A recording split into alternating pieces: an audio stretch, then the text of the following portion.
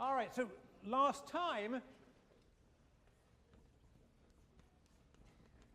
we started to study imperfect competition. We looked at the Cournot model, but the bigger theme is the study of how firms compete outside of the sort of easy cases that you study in 115. So outside of the example of monopoly, where there is only one firm and so there's not much competition, and outside the case of perfect competition, where there are so many firms, it's as if each firm is a price taker. All right? And we're going to continue with that today, and in fact, you're going to continue with it on into the homework. So last time, we looked at Cournot. That was the model we started with. We looked at two firms competing in quantities. And just to review a little bit what we did last time, the kind of exercise there. So I think, is this right? I think I probably went a little fast last time. I was kicking myself afterwards. I don't know, people can nod or shake their heads with it. I think I went a bit fast. So I'm sorry for that, but if there was a time to go too fast, it was probably last time, because it turns out this is something that's covered very well in the textbook. So it's covered in chapter 6 of the textbook. But the kind of exercise we did last time is a useful exercise for those of you who are econ majors. The way we solved that Cournot model was we did three kinds of things. We did something very nerdy, namely we just played with calculus and algebra. All right, that was sort of mathy. We did something a little bit less nerdy, that is we drew some pictures that represented what we'd found. And we did a third thing, which was we tried to match this up to the economic intuition about monopoly and perfect competition and demand curves and so on.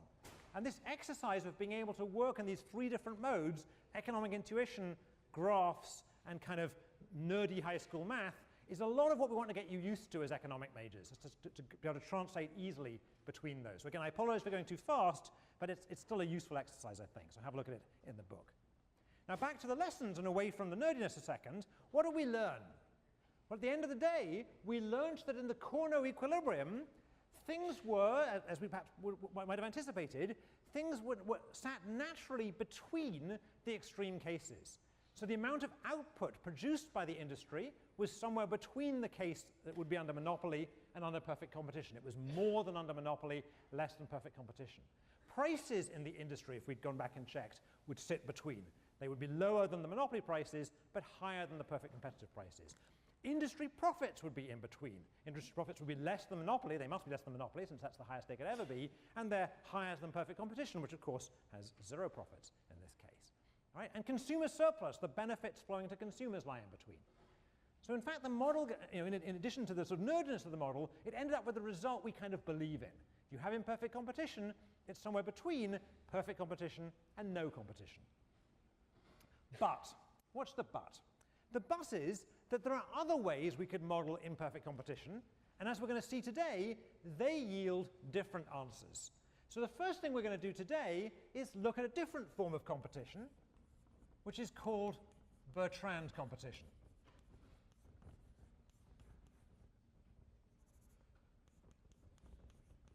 So Cournot was competing in quantities, and Bertrand is competing in prices. All right? And just a quick check, and this is not for the camera, how many of you have seen Bertrand competition before?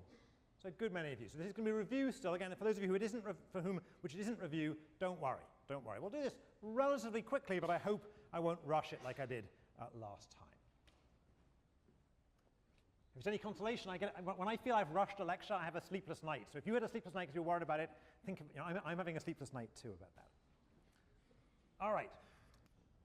So there's two firms, just as there was before, and just as there was before, so the players are those two firms, and just as there was last time, they're producing an identical product.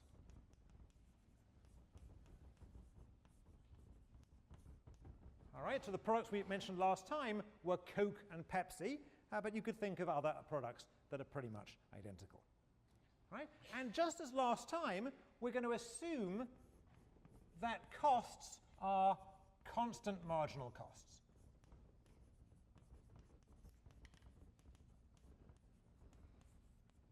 Well, assume that constant marginal cost, just as it was last time, is equal to C. Just to remind those people who are not economics majors what that means, it means if I produce 1 unit, then it costs me C to produce. If I produce 2 units, it costs me 2C, 100 units, 100C, and so on. All right? Now, what's different here from last time? Well, I've already told you, but I'll repeat it. This time, however, instead of setting quantities, instead of just deciding how much Coke and Pepsi to produce and spewing it out in the market and letting prices take care of themselves, this time the firms are going to set prices and let quantities take care of themselves. All right, so the strategy set this time are prices. And again, so we don't get confused, normally we use S for strategy, but let's use P since they're prices. So they're going to be P1 will be the price of good 1, of firm 1, and P2 will be the price of firm 2. And the strategy set, formally, let's just to simplify here, let's assume that for each firm I, they can set their price anything bigger than 0 and anything less than 1, just to keep life simple. All right? So this is a little bit more realistic, perhaps. Right? It's perhaps more realistic to think of firms actually thinking about what prices to set and then adjusting the quantities they actually ship based on demand. All right? It depends. I don't want to be too rigorous about that because you could imagine the other way around. But this, if you talk to managers, this sounds more realistic, at least for retail goods like Coke and Pepsi. All right. So we know how prices are set. They're set by the firms. So the next question is, where do the quantities come from? All right? So where do the quantities come from? And they're going to come from demand. And let me use a big Q of P, to be the total quantity produced, the total quantity demanded in the market. So this will be the total quantity of goods produced by firm 1 and goods produced by firm 2 that are consumed. All right? So this is the total quantity of Coke plus Pepsi. All right? And we're going to notice there's no subscript on this P, and you'll see why in a second. So we'll assume, just to make life simple, that the total quantity produced is 1 minus P. And I'll say this and then write it more carefully, where P is the lower of the two prices. All right? So the total quantity demanded is 1 minus P, where P is the lower of the two prices. All right? Now, to make that lower of the two prices comment a little bit more rigorous, let's figure out what the demand actually is for these firms. So what's going on here? So let's look at the demand for firm 1, all right, which is going to end up being the quantity that they sell. So that's going to be Q1. And what's that going to be? Well, it's going to be 1 minus P1 if they're the low price firm. So if P1 is less than P2. Right? So if they're the low price firm, if Coke is the low price firm, only Coke sells in the market, there's no Pepsi in the market, and 1 minus P1 quantity of Coke is sold. It's going to be 0 if P1 is bigger than P2. Right? So if Pepsi is the low price drink in the market, then no Coke is sold at all. And it's going to be 1 minus P1 over 2 in the case where Coke and Pepsi cost exactly the same. Right? You should already be realizing this is not exactly realistic. Right? We're making a lot of very strong assumptions here. But nevertheless, it's going to be instructive to look at this model. All right, so I've got the firms, they're the players, I know what their strategies are, I know a little bit about the structure of the market, I still need to tell you what payoffs are. And just as last time, the firms are going to try and maximize profits. All right, so what's the profit for firm 1 going to be? And I won't bother to write it separately for firm 2. It's going to be the quantity it sells times the price it gets for that quantity, minus that quantity it sells times the cost it incurs in producing that quantity. So again, it's for firm 1, it's the quantity it sells times the price, this is its revenue, minus the quantity it sells times C, the cost, this is its cost. All right, I can rewrite that a little bit more simply as Q1 brackets P1 minus C. right? Where Q1, where this Q1, let's keep it in square brackets, this Q1 is this object here. Right, does everyone understand what's going on? I mean, the algebra doesn't really help the intuition here. The intuition is pretty straightforward. Coke and Pepsi are producing this stuff. They're setting prices. If Pepsi is the low price, then Coke sells nothing. If Coke is the low price, it sells this amount, and its profits are basically given by this equation. It's basically just revenues minus costs. All right, so what we want to do is we want to figure out what the Nash equilibrium looks like in this market. And just before we go any further, notice that really this is the same basic market we looked at before. Right? Both times there's a demand curve out there. In one model we thought of the firm setting quantities and the market determining prices. And here we have the firm setting prices and the market determining quantities. But the basic underlying economic structure of this is very, very similar. All right, so to find the Nash equilibrium, we're going to have to find best responses. All right, so what we're going to do together is to figure out what these best responses look like, and let's try and do that. So I want to figure out the best response of firm 1 as a function of the price chosen by firm 2. The best price for firm 1 to choose, given that firm 2 is choosing P2. And I want to do this carefully and slowly, and before I even start, let me point out in passing that calculus is not going to help us here. All right, so for those of you who are nerdy enough to understand the next sentence, let me just say it. This is a discontinuous payoff function, so differentiating isn't going to get you very far. All right, for people whom that didn't mean anything, doesn't matter. We're not going to use calculus today. All right. Okay, so there are different cases to think about. So one case to think about is, what if the other firm, your Coke, what if Pepsi is pricing below cost? What if Pepsi is pricing below cost and you're Coke? What should you price at if you're trying to maximize your profits? Somebody try and wave their hands in the air if they know the answer. Pepsi's pricing below cost. What's your best response? Yeah, there's a guy in there. Do you want to shout out? Just get out of the market because it's not worth it for you to sell anything. Right, so I've forgotten your name, I should know it by now. Your name is? Sudipta. Sudipta says, get out of the market, right? If the other guy is pricing below costs, you don't want to sell anything. That's the right intuition. How in this game do I, quote, get out of the market? You're absolutely right. I don't want to be involved in this market if the other guy is selling below cost. How do I operationalize that in this game? How do I actually manage? There's somebody here.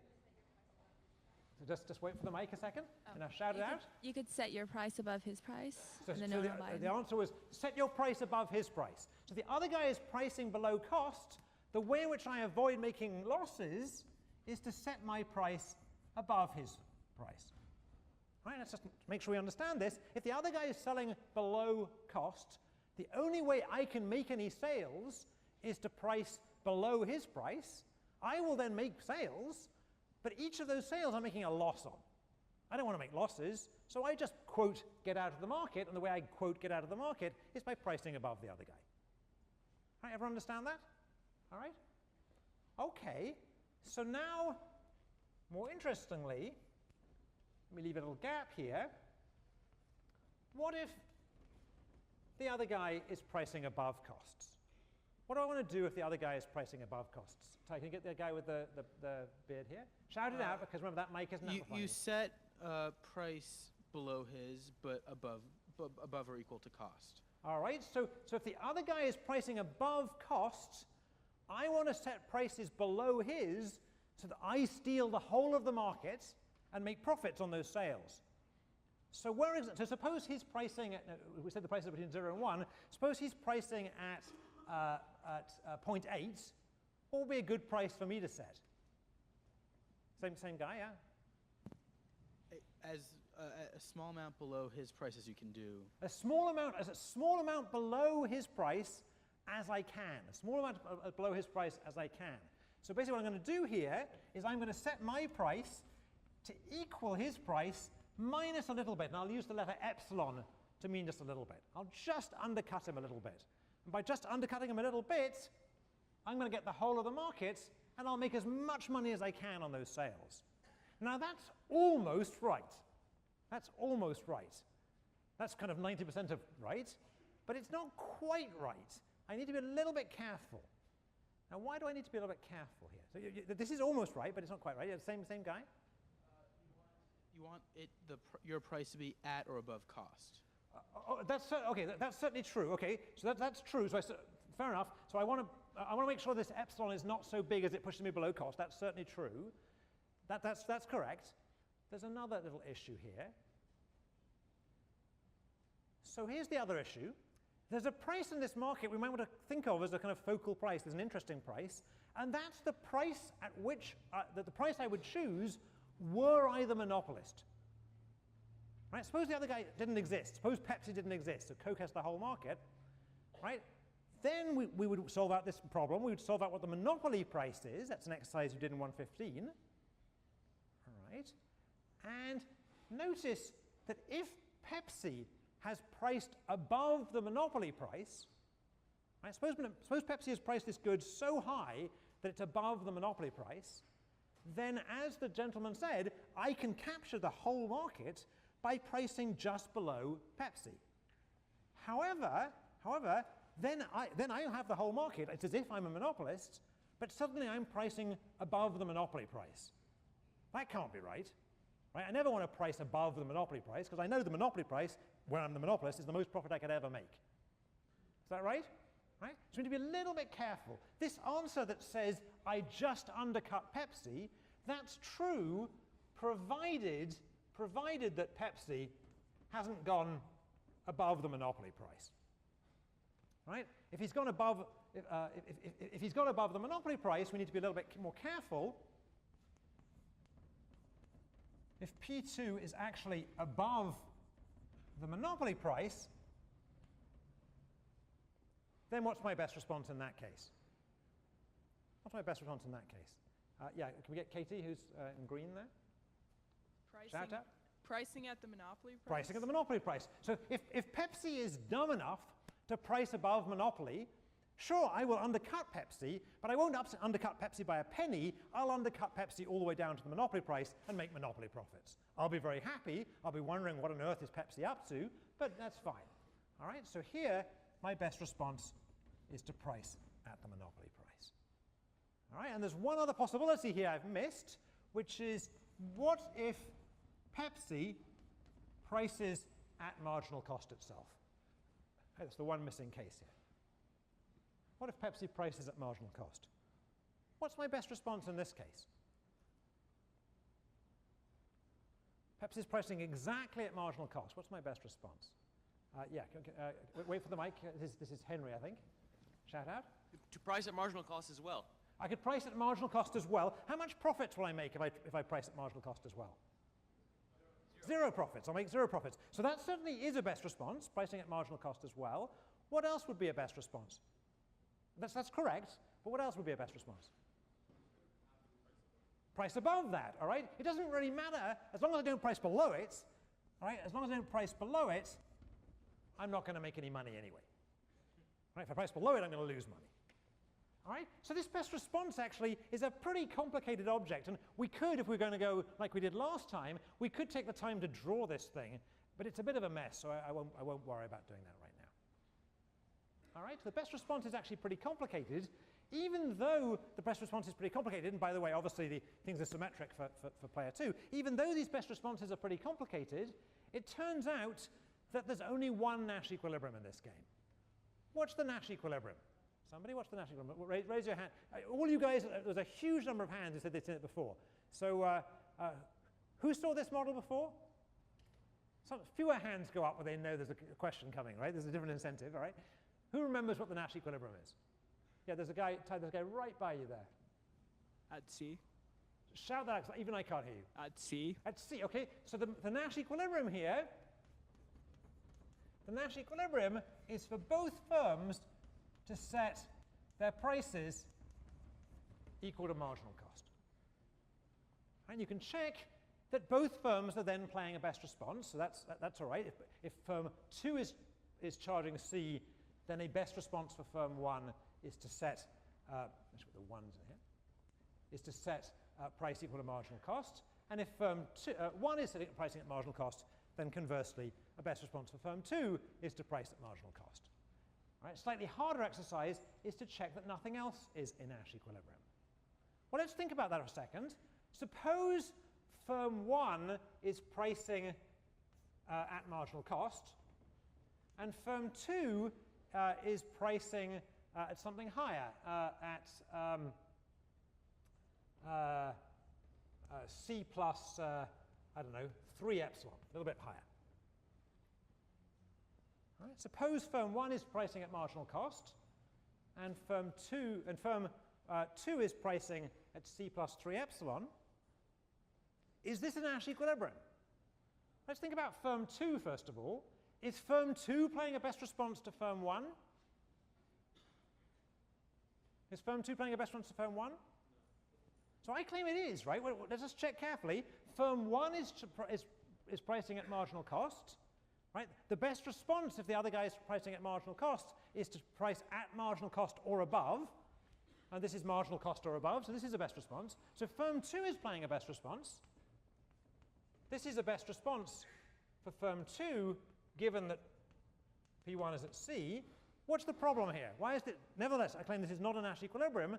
Why is it not a Nash equilibrium? Who has an incentive to deviate? So can we get the guy way at the back, way at the back by the door?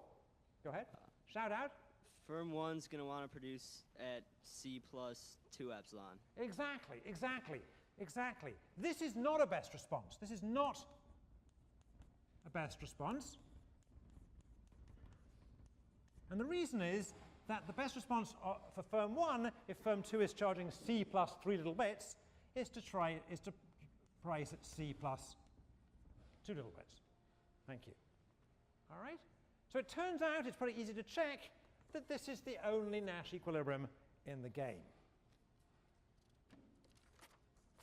All right. Now, what's the lesson we want to draw from this? Well, as an exercise in game theory, that really wasn't very hard. All right, as an exercise in finding Nash equilibrium, by this stage in the course, most of you are looking at that saying that wasn't hard. So what's the point here? The point is that in this game, in which firms competed in prices, even though there were only 2 firms in the market, right, only one firm more than monopoly, right, we get a dramatically different result than we had last time. In particular, we find that prices in the market are equal to marginal cost. We find that profit in equilibrium is equal to what? 0. And we find there's lots of consumer surplus because prices are really as low as they ever could be. In fact, the outcome here, this equilibrium here, is, for all intents and purposes, the same equilibrium we would have had there been thousands of firms in the market and had this been a perfectly competitive market. Right? So even though there's only 2 firms here, with price competition, identical products, we end up with an outcome that looks exactly like perfect competition, except that for the fact there's only 2 firms. Right? So the outcome is like perfect competition, even though there's only 2 firms. That's a pretty surprising result. It would suggest, think about this as a policy thing. So if you believe this model, if you think this is really an accurate model of society, and you're a regulator working in the Department of Justice, or you're a judge trying to judge some monopoly case, or you're a commissioner on the European Court, or whatever, trying to judge some competition case, all you'd worry about is getting 1 competitor in each market, 2 firms in each market, and you'd be done. Right? You wouldn't worry about entry beyond 2. All right? Now, my guess is we don't believe that. We don't believe that. All right? We'll come back to that in a second, but let me make a different remark before we get there. Is that me doing that? Let me move this down. All right. Still doing it, okay. That's probably the wire. Sorry. Let me just remove it and I'll shout. Okay, I'm going to shout now. Can people still hear me? Can people still hear me? Yeah. Yep. Okay, thank you. All right. So we'll have to turn down the other mic a bit. All right. So what's another thing to remark here is even though we looked at essentially the same market as we looked at last time, and we didn't make any really significant change. We just said, instead of thinking of them pricing and setting quantities, think of them setting prices. These were just thought experiments. We ended up with a radically different outcome. All right, so another lesson here is the same setting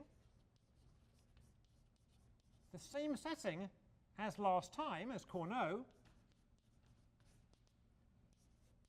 but with a different strategy set, a different way of thinking about what they're doing, led to a very different outcome.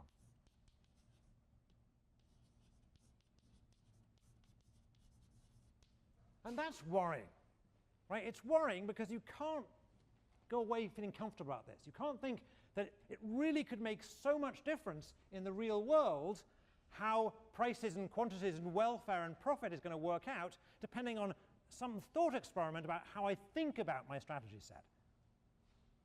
All right? So there's a little worry going in about not just this example, but about the course, about the whole theme of learning game theory. All right? So what's going to save us here? What's going to save us is if we inject a little bit more reality back in the model, we're going to get back a more sensible result. So what we're going to do now is we're going to relax some of the assumptions of this Bertrand model, and it's going to do two things for us. First, it's going to give us an outcome that we believe. The outcome we believe, I think, is that imperfect competition should look something between monopoly and perfect competition. It shouldn't look like perfect competition. I think most of us don't believe that two firms is enough to make for perfect competition, that the regulator shouldn't worry about the third firm.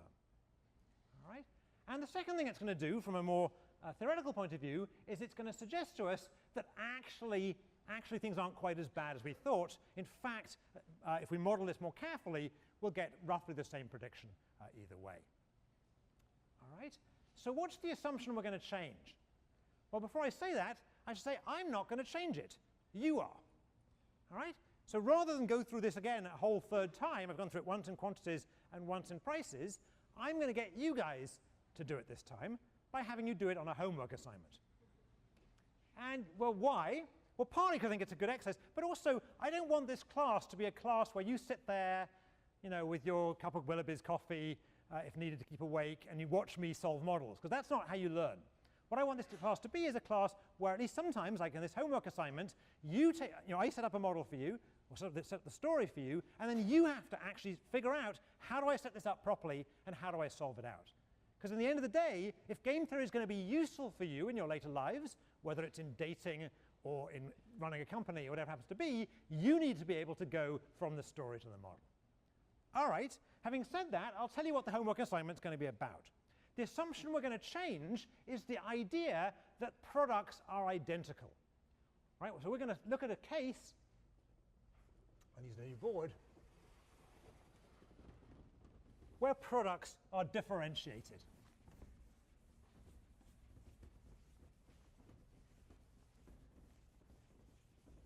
And I'm going to claim that assuming that products are not identical is a pretty safe assumption for most of the world, for most things that you're going to see in the world. So we're going to look at what are called differentiated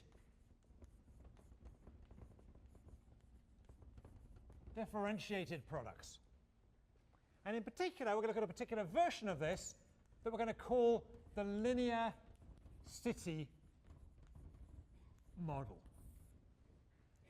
All right, so what do I mean by products being differentiated? So I started off with an example that's pretty bad for this story, namely Coke and Pepsi. Now, be honest, how many of you in a blind taste test can taste the difference between ordinary Coke and ordinary Pepsi? Oh, quite a few. OK, that's good for my case, right? So a number of you think those are different products, right? So a number of you, even if the price was just a tiny bit different, might have a preference for one rather than the other. So without getting in trouble by putting the camera on you, how many of you would have a preference? If the prices were essentially the same, how many of you would have a strict preference for Pepsi? And how many would have a strict preference for Coke? And how many would have a strict preference for Diet Coke? That's amazing. That stuff's, oh, never mind. Okay. Okay, but you're making my point. The point I'm trying to make is products are not identical. All right? Products are not identical. Okay? For the most part, there's a little bit of difference between products, and that's actually going to, if we inject that little bit of realism into the world, it's actually going to help us. So what would we like? We'd like a model in which firms set prices, because for the most part, we think firms do set prices, not quantities. Not always, but for the most part. But we'd like a model that yields an outcome that looks, that when you only have two firms, looks somewhere between monopoly and perfect competition. So we'd make an outcome that looks a little bit like Cournot, but we'd like the strategy set to be prices. And this is going to do the trick. This is going to turn out to do the trick, as you'll find out in your homework assignment. So how are we going to model this on the homework?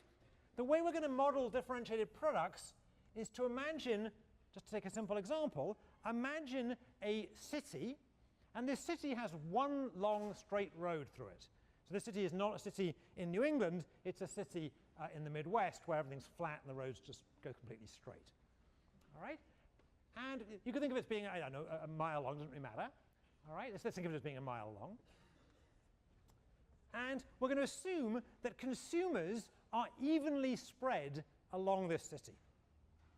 Right? Consumers are evenly spread along this city. So there's basically consumers everywhere. They're evenly distributed. And we're going to assume that one of these firms, let's call it firm 1, sits at point 0, and the other firm, firm 2, sits at point 1. Now this is what you're going to do in the homework assignment, but let me just make the argument that you could also imagine firms sitting somewhere between 0 and 1, right?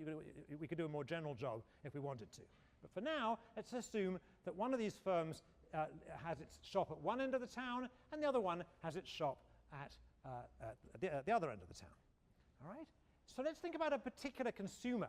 So suppose this consumer is here, point Y, say. All right? So notice that this consumer is a distance y away from firm 1.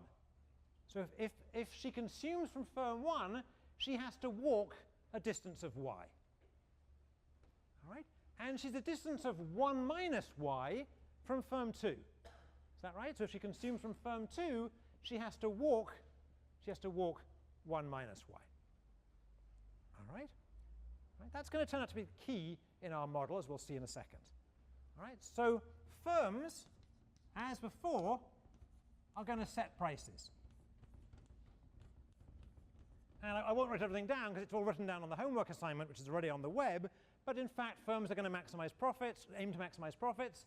Firms are going to have constant marginal costs. We'll make one other assumption to keep life simple. We'll assume that each consumer buys one and only one product. Right? So each consumer is going to buy one product, either from firm 1 or from firm 2. All right? So the issue is going to be, which firm does each consumer go and buy their product from? Right? Which firm does each consumer choose? And we'll assume that each consumer chooses the product whose, and I'll be careful here, whose total cost to her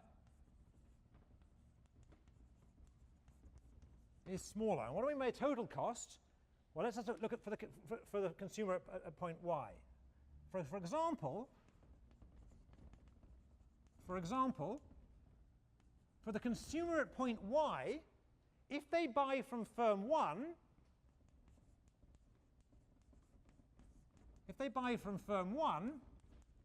then they pay the price, P1, which is set by firm 1, but they also have to pay a transport cost, the cost to them of having to walk all the way there and walk all the way back.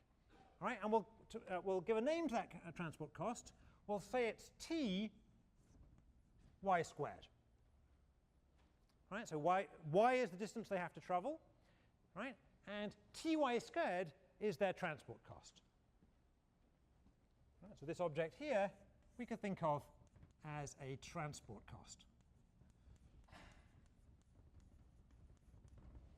Right? If the same consumer buys from firm 2, she pays P2 plus T times, again, the distance squared, so that's going to be 1 minus y squared.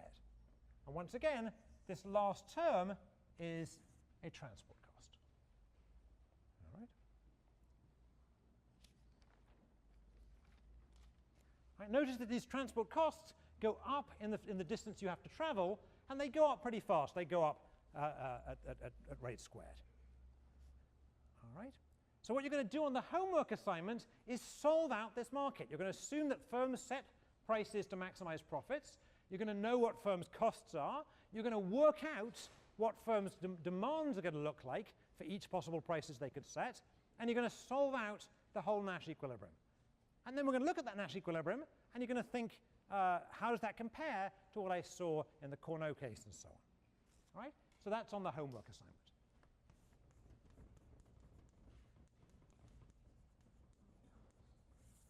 But before I leave this, let me just point out that this is a little bit more general than it might appear.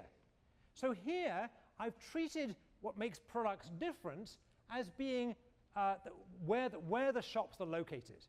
Right? So here I've interpreted these terms here as transport costs, and I've interpreted what makes the products different is the fact that one of them is selling at one end of the town, and the other one is selling at the right-hand end of town.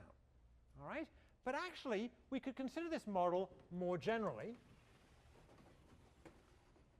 Let's just do so briefly here. So let me just redraw the town. Here's my town again. All right? I don't have to regard this line as being distance along the high street of the town. It could be something else about the product.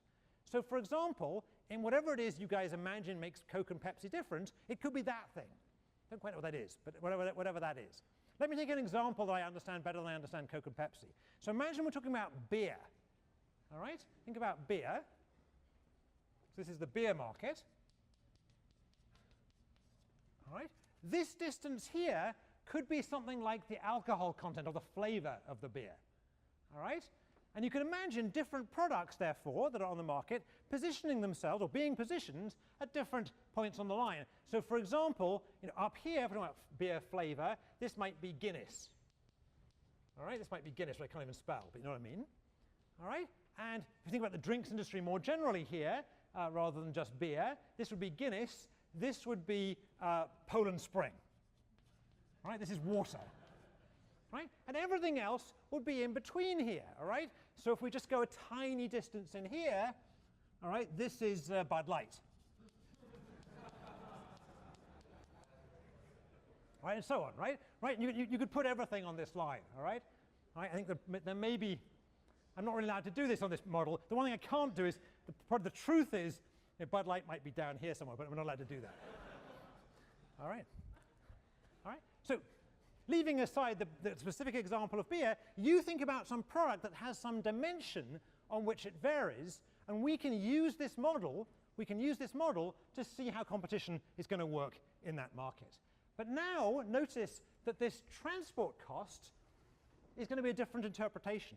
Now, instead of being the cost of traveling that distance to go and buy the product, what's it going to be? It's going to be that if my preferred beer flavor is here, say, this is me, my preferred beer flavor is here, then if I end up having to consume Guinness, I have to pay the price of Guinness, and I also incur some costs because Guinness isn't the perfect beer for me. It's a little bit too strong. All right? And if I consume Bud Light, then I have to pay for the Bud Light. I think typically costs less. The raw price is less than Guinness, but I also pay an additional cost from the fact that the Bud Light, when I drink it, causes me dysutilities. We put that politely like that. All right? All right? All right? So basically, that transport cost is now the lack of pleasure caused by drinking a product that isn't perfect for me. All right? Does everyone understand the story here? All right? So you're going to figure out what happens in this story very generally, well, not very generally, in the particular case, actually, on the homework assignment, but I want you to understand that there's this much more general story underlying this, and this is a pretty good model of how, of a lot of markets. It's a kind of model that you'd see again if you went on to graduate school. All right. Now I want to spend the rest of today doing something quite different. But you'll see it isn't all that different. I'm going to go away from studying imperfect competition and go back and visit something we studied almost the first day, or maybe the second day, and that's elections. I want to go back to elections, and why do I want to go back at this point? Well, one reason I want to go back is you'll notice I've been putting up these lines on the board, and when we visited elections on the second day, we said that you could think of that line on the board as being not just left-wing, right-wing politics, but also some dimension of product. So I want to go back again. Now we're considering the line on the board as being flavor in beer or location in a town. And I want to go back to politics now and go back to the interpretation we started with so that left and right will end up being left-wing politics versus right-wing politics. Right? So I'm going to take the same basic idea back to the politics model. And we'll spend the rest of today in politics. So we're going to be doing political science, or political science as it meets game theory, for the rest of the day. We're going to study something called the candidate-voter model. Candidate-voter model. Right? And this model is going to look a lot like the models we looked at already a few weeks ago. In particular, as advertised, there will be a line, and this line will go from 0 to 1, and the left-hand side of this line will represent the left wing, and the right-hand side of the line will represent the right wing. So that's the same as before. And as before, as in the Downs or Hotelling model we discussed already a few weeks ago, we're going to assume that voters are evenly spread along the line. All right, so we're going to assume even distribution of voters on the line. And we're also going to assume, just as we did last time, that voters are going to vote for the closest candidate.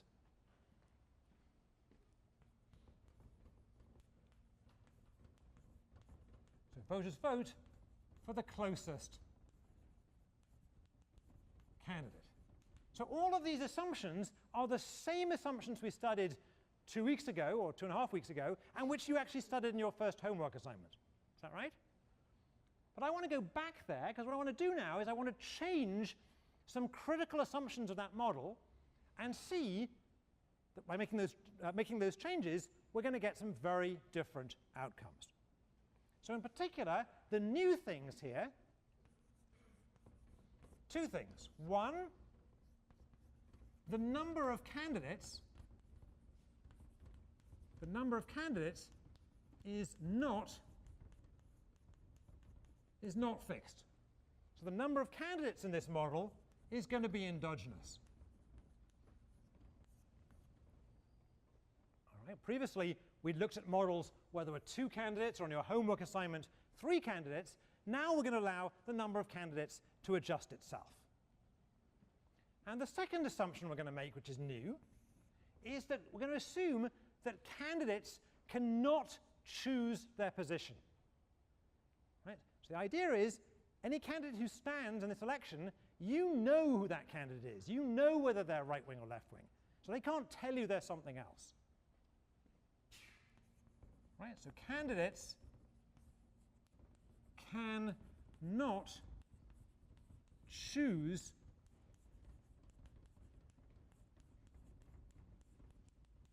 their position. All right?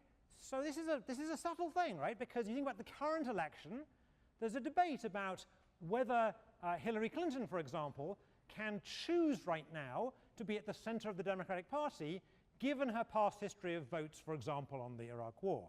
Or on the other side, there's a debate about whether Mitt Romney can choose to be, I guess he's trying to choose himself to be on the right-hand wing of the Republican Party, given he has a record of government as being governor of Massachusetts when he provided state health care, for example. All right? So it's quite difficult in the real world for candidates to position themselves. Voters tend to know that those candidates have track records. That's something we mentioned already 3 weeks ago, 2 weeks ago. We're going to take that fixed now. We're going to assume you know who these candidates are. All right? So what are we actually going to assume? We're going to assume that each voter in the model is a potential candidate.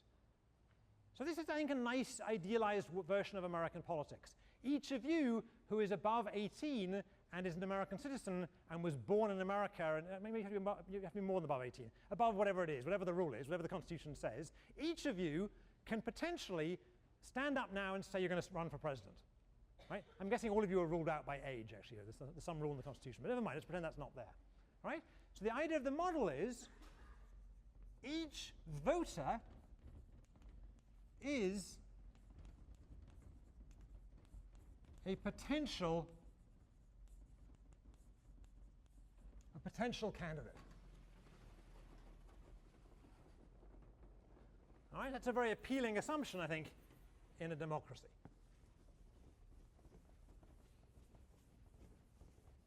So what I want to do is I want to lay this out a little bit more formally as a game, and then, since we haven't done anything like this for a week or so, we're going to play the game.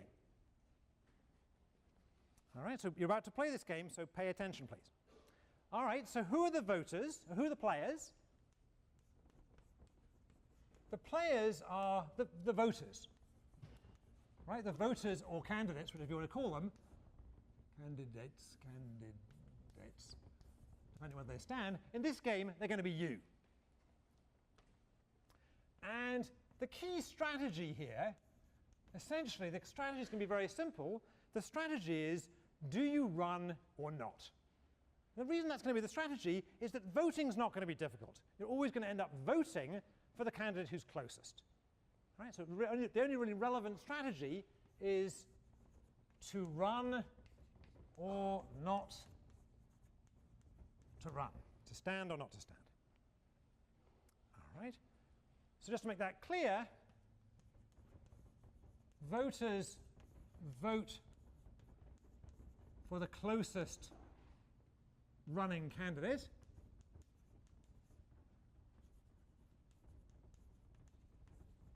First. And second, what does it mean to win? We'll assume that we're in a plurality election here. So the winner is the person who gets a plurality. You win if you get the most votes, in other words. You win if you get the most votes. And we'll assume that if there's a tie, that we flip a fair coin or a Supreme Court judge, whatever you want to take it, whichever. Right? So flip if tie.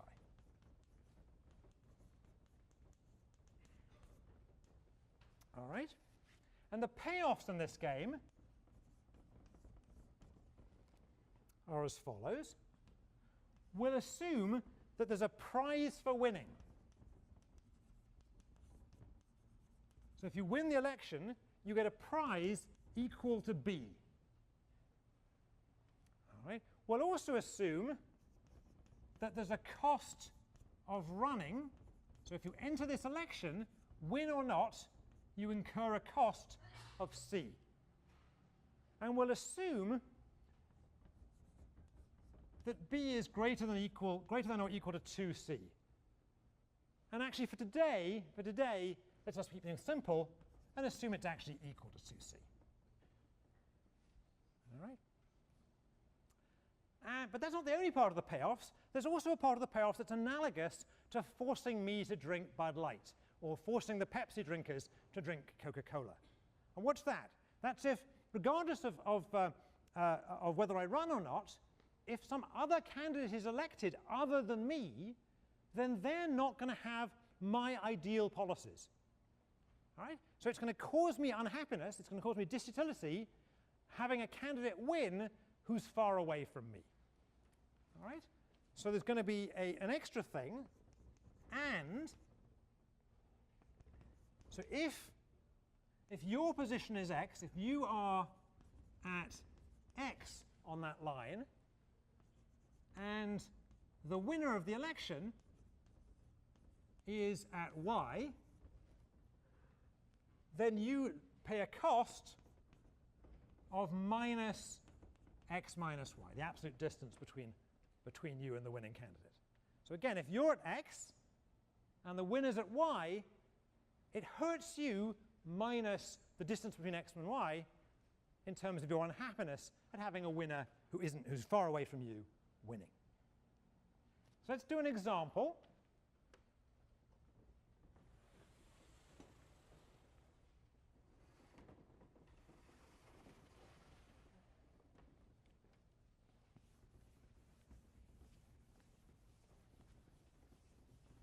So make sure we understand the payoffs. So example 1, if you're at x, let's call you Mr. X.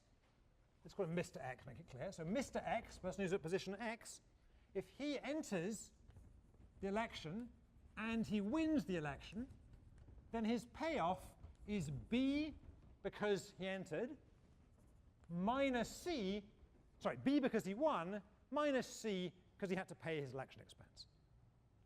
Right? But the winning candidate is him, so he gets no disutility from the winning candidate being someone else.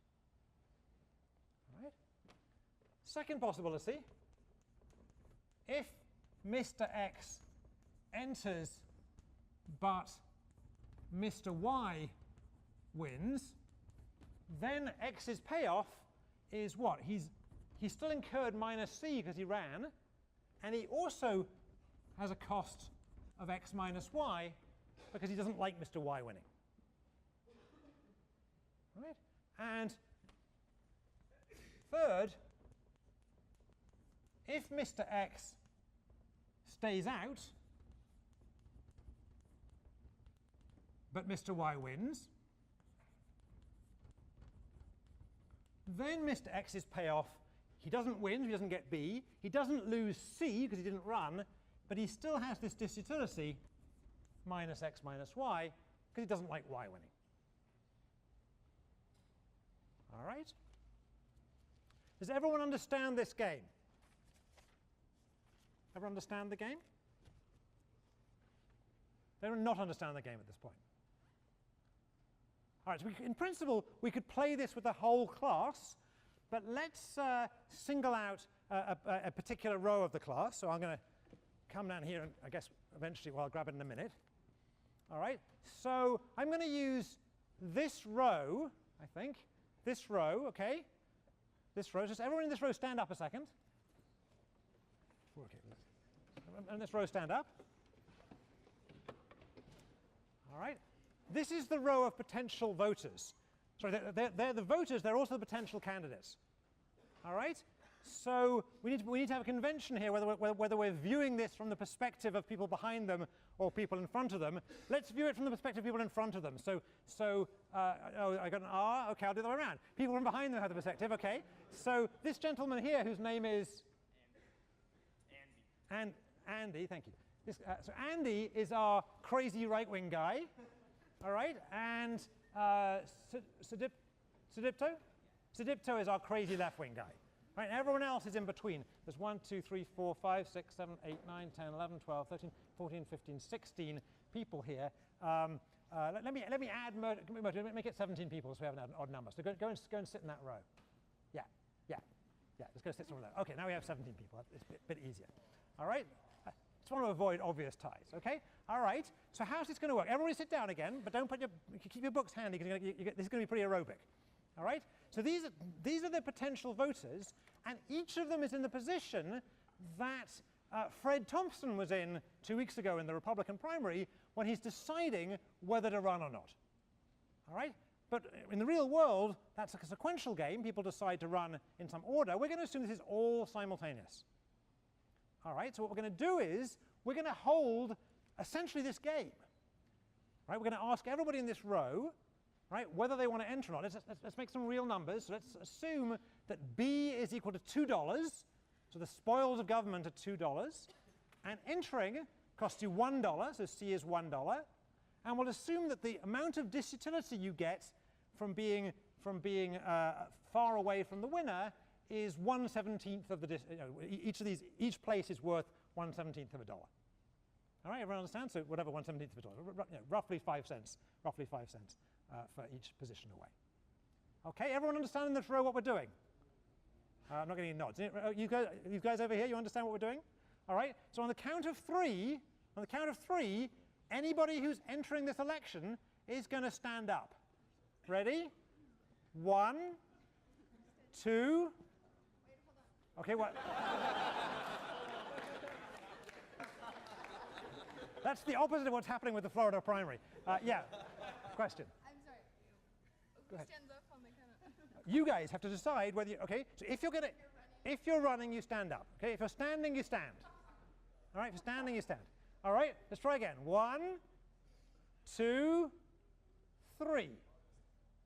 Come on. All right, stay standing, stay standing. And I'll come around a second. All right, so here's our election, and it's between which way do we do it? This is our left-wing candidate. This is our moderate left-wing candidate, whose name is Alex, and our kind of centrist candidate, maybe even the centrist candidate, whose name is Beatrice. All right. So this is the election. Who's going to win this election? Right? Beatrice is going to win this election, right? But let's just check that. Beatrice is going to get, for me too, Beatrice is going to get all of these right-wing votes, right? Beatrice is also going to get 1.5 of the votes in the middle, so what, right? So this vote and half the Pearson guy's vote, right? And I've forgotten your name already again. And Alex is going to get all the left-wing votes, but there aren't enough left-wing votes here, right? So Beatrice is going to win. All right, so Beatrice won this election. Is this array a Nash equilibrium? Is this an equilibrium? How do we know it's not an equilibrium? Katie, how do we know this is not an equilibrium? Wait for the mic, How do we know this is not an equilibrium? Because Alex, best response to her running is to not run. Absolutely. So Alex ended up with a payoff of what? Alex ended up with a payoff of minus C, actually more than that, minus C minus the distance between him and Beatrice, so that's another $1, 5 cents, 10 cents, 15 cents, 20 cents, whatever it is, right? And he would have done better than not to run. If he hadn't run, Beatrice would still have won. It would have still cost him the 20 cents of unhappiness at Beatrice winning, but at least he'd have saved himself the C of running. Everyone see that? Let's try it again, okay? Okay, same row, but don't hesitate so much this time, right? Count of 3, you've got to just go or not. Everybody in this row close their eyes. So you can't look around you. Close your eyes. We can do all sorts of nasty things. Close your eyes. All right?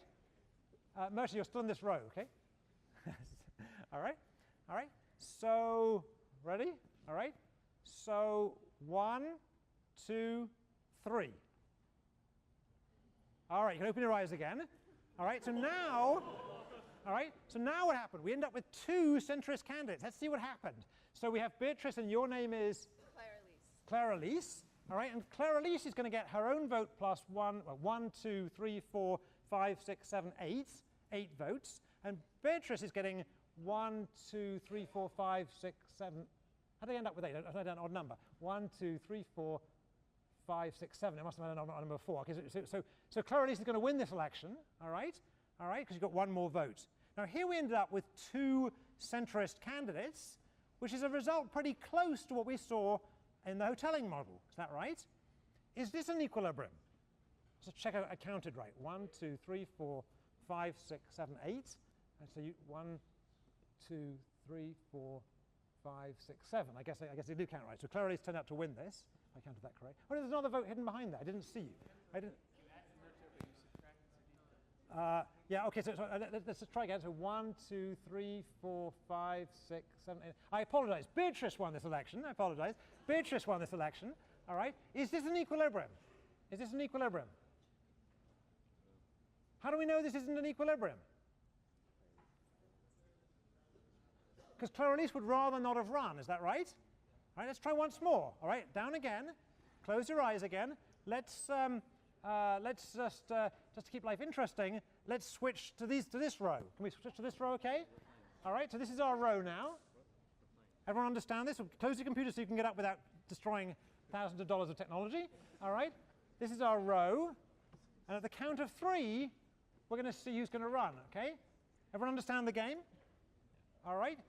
Close your eyes. Close your eyes, madam. 1, 2, 3. All right? All right. So OK, so it's obvious who's going to win this election. Is that right? All right. And just ask the question, is this an equilibrium? Is this an equilibrium? Is he in the, let's count. 1, 2, 3, 4, 5, 6, 7, 8, 9. He's going to get 10 votes.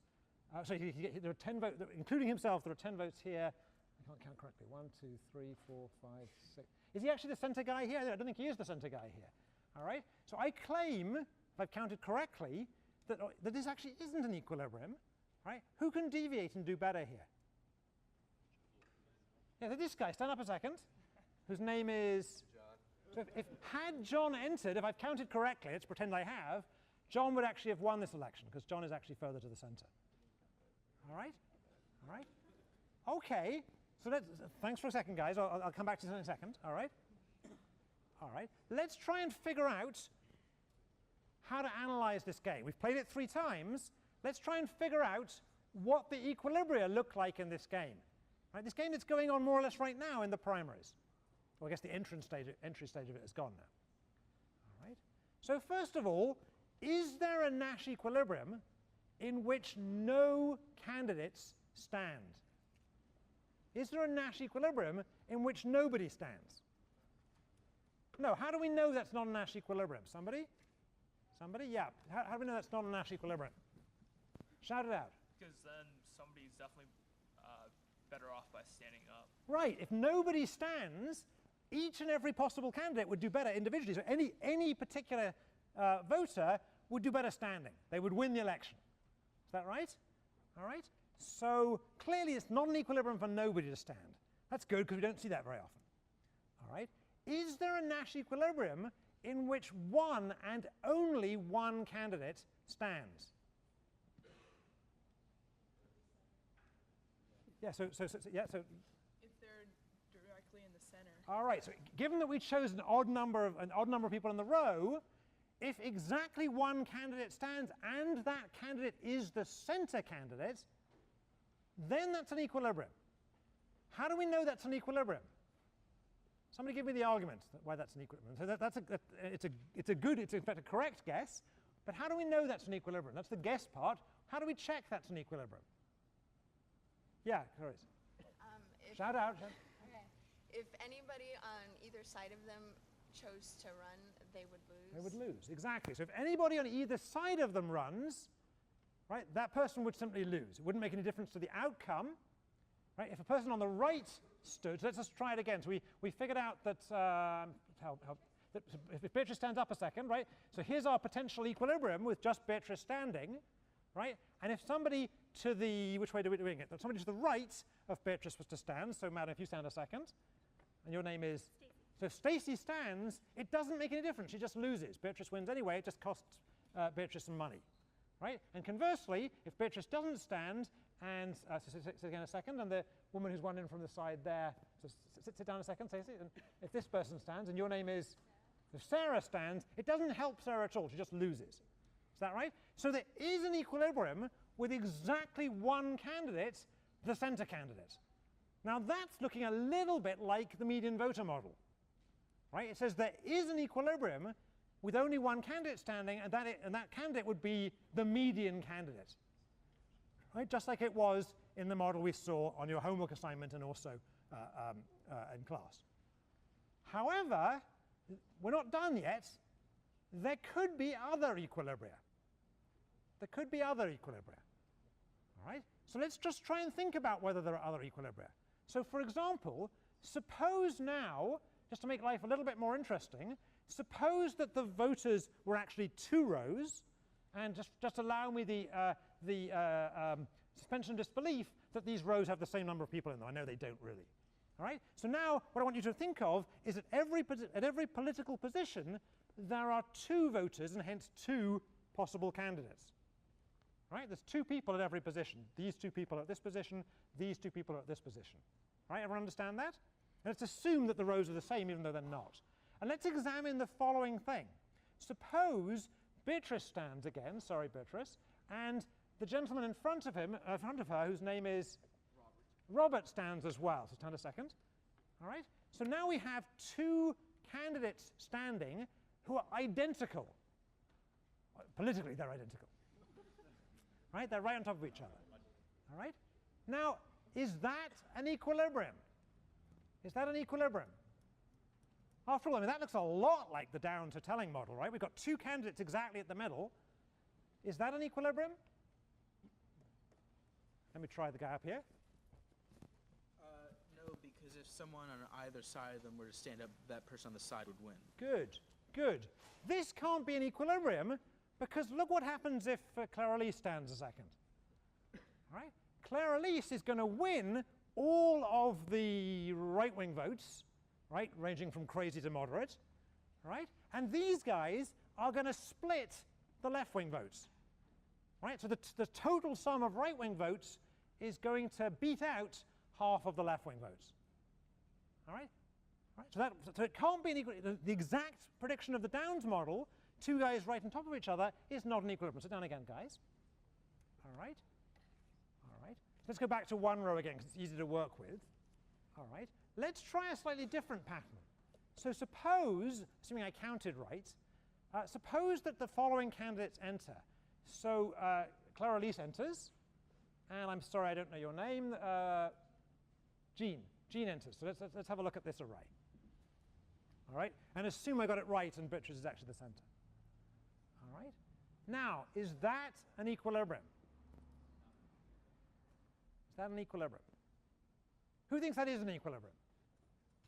Who thinks it's not an equilibrium? Who's waiting to see how other people vote? Well, let's check. Let's check. All right? So there's three possible types of deviation here that we need to check. We need to check another entrant from the outside, left wing or right wing. We need to check another entrant in the middle. There is only one possible one there. And there's a third kind of deviation we should check. What's the third type of deviation? One of these might choose not to run. One of you might might choose not to run. Let's do them in turn. So suppose that we consider a deviation in which, and again I've forgotten your name, in which Stacy stands as well. So Stacy, just stand a second. All right? So is this a profitable deviation for Stacy? No, it's not, right? It's not. Why isn't it a profitable deviation for Stacy? So two reasons. Hang on, stay up there a second. One is that she loses. Right? She's not going to win this election by standing.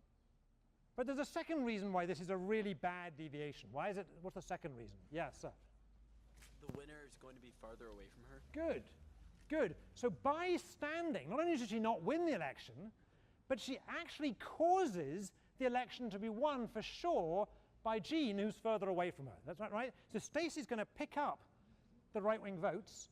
She's going to split the crazy right-wing votes she's going to pick up. The moderate right-wing votes she's going to split with Claire-Elise, right? And Jean's going to have all the left-wing votes, extreme and moderate.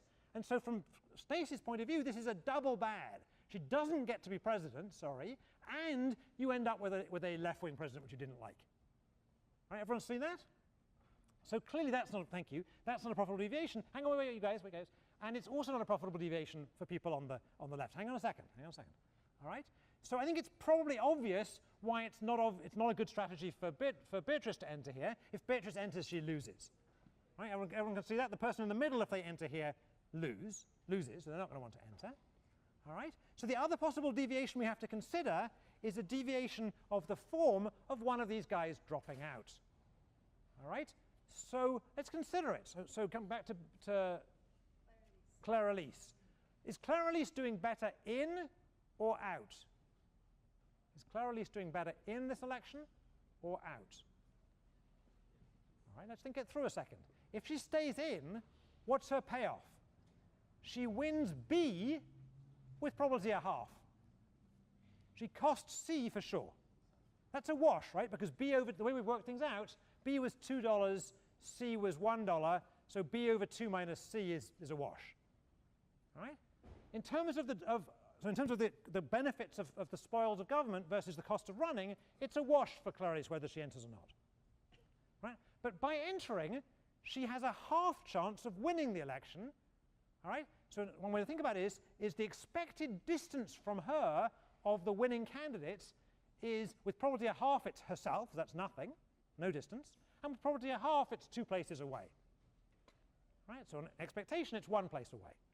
If she drops out, Jean wins for sure. All right? So the expected distance away from her of the winning candidate is 2 away. All right? Just say it again. So the cost and direct benefits of government are a wash for her. But by dropping out, she ensures that somebody further away from her wins for sure. That's bad, so she's going to stay in. And the same argument goes the other way. So this is an equilibrium. Now we're not done, and of course we're out of time. So what are we going to do when we come back next week? What are we going to do? Don't pack up yet. What are we going to do? We're going to come back to this row, and we're going to figure out not just this equilibrium, but all equilibria. Before you go, though, let's just think about it a second, so you can think about it and talk about it at home. So what we just saw was an election in which we saw 2 candidates, Jean and Clarice, who both stood very close to each other. But a different question is, hang on before you go, stand up my very left-wing guy. Yeah, Sadipta, way at the end, way there. Yep, up. Yep, and stand up my very right-wing guy. Here's a candidate, here's an outcome with 2 entrants in it, an extreme right-wing guy and an extreme left-wing guy. Is that an equilibrium? Think about it until we come back on Monday.